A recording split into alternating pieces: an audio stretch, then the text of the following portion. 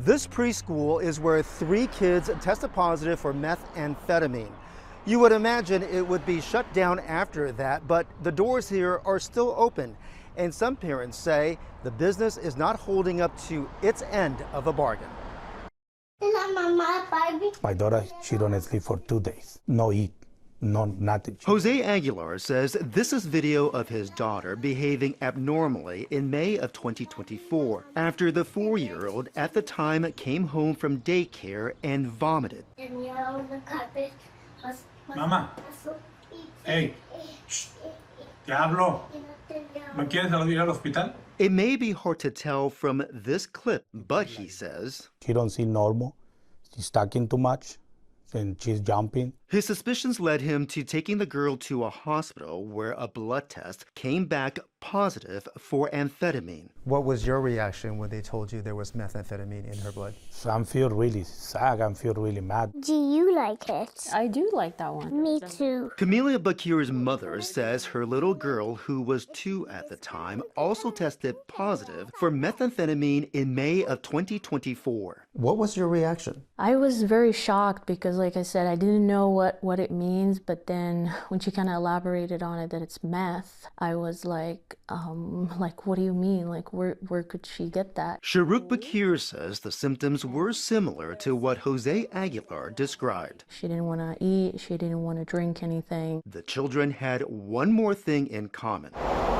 They both attended Rainbow Early Learning Center in Winnetka. Were they family friends? Did they interact with one another? To my knowledge, no. There was no familial contact. They didn't spend time with one another outside the school. Ase Amofoa represents the Bakirs in their lawsuit against the daycare. There were symptoms that these children were exposed to dangerous drugs, and staff, no one really took it seriously. Parents weren't notified.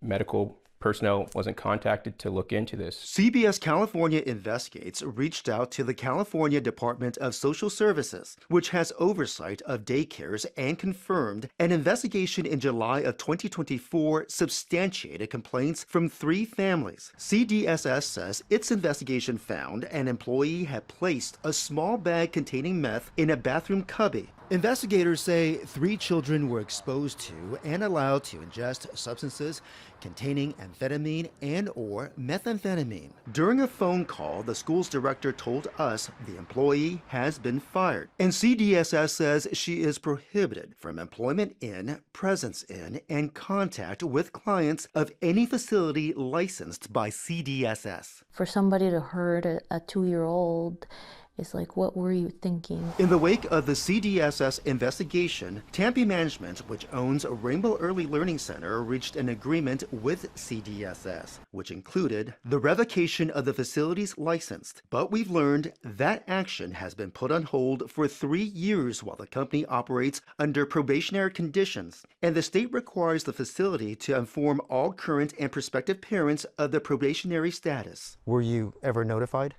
No, not at any point. Dominic Gamali has a daughter at Rainbow Early Learning Center. Under no circumstances should people be able to get off easy. I feel like these establishments should be completely shut down.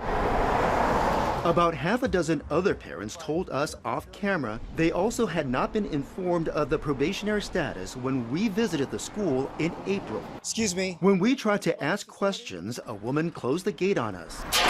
CBS California Investigates obtained data that showed between 2020 and 2025, nearly 400 child care centers and family child care homes across the state were placed on probationary status for failing to comply with health and safety regulations. 200 are located in LA, Orange, Riverside, and San Bernardino counties. CDSS says the names and addresses of the facilities are exempt from our Public Records Act request. I love going swimming. Both little girls are now at new schools. Camelia's mom says she feels a responsibility to protect other kids. What is your hope with this lawsuit?